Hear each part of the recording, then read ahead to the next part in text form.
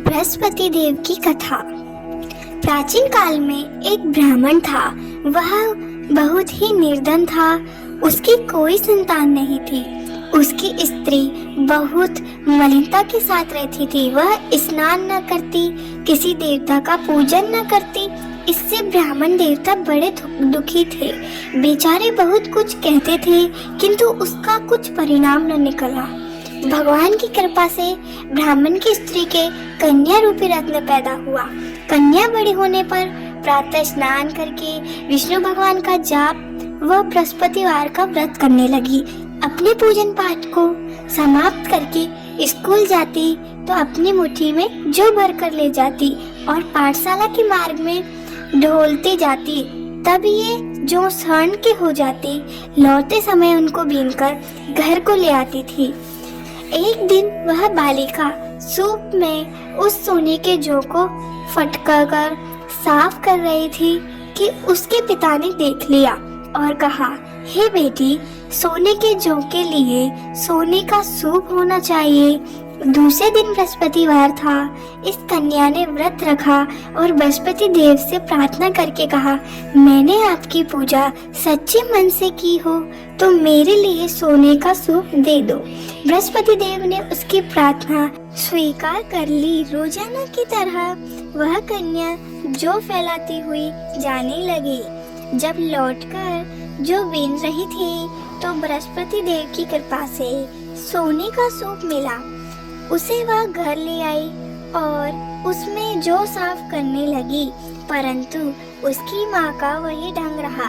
एक दिन की बात है कि वह कन्या सोने के सूप में जौ साफ कर रही थी। उस समय उस शहर का राजपुत्र वहां होकर निकला।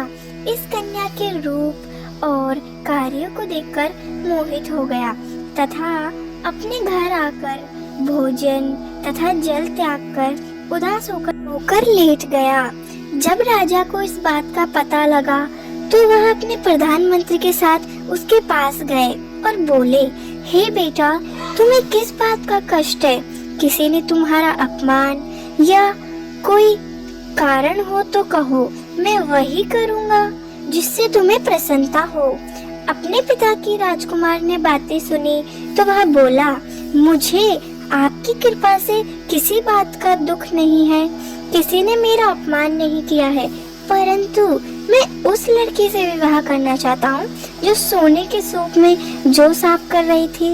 यह सुनकर राजा आश्चर्य में पड़ा और बोला, हे बेटा, इस तरह की कन्या का पता तुम ही लगाओ।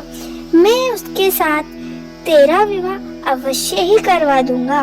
राजकुमार ने उस लड़की के घर का पता बताया। तब मंत्री उस लड़की के घर गए और ब्राह्मण देवता को सभी हाल बताया। ब्राह्मण देवता राजकुमार के साथ अपनी कन्या का विवाह करने के लिए तैयार हो गए तथा विधि विधान के साथ ब्राह्मण ने अपनी कन्या का विवाह राजकुमार के साथ करा दिया। कन्या के घर से जाते ही पहले की भांति उस ब्राह्मण देवता के घर में गरीबी का निवास हो गया। अब भोजन के लिए भी अन्न बड़ी मुश्किल से मिलता। एक दिन दुखी होकर ब्राह्मण देवता अपनी पुत्री के पास गए। अपनी बेटी ने पिता की दुखी अवस्था को देखा और अपनी माँ का हाल पूछा। तब ब्राह्मण ने सभी हाल कहा। कन्या ने बहुत सारा धन देकर अपने पिता को विदा कर दिया।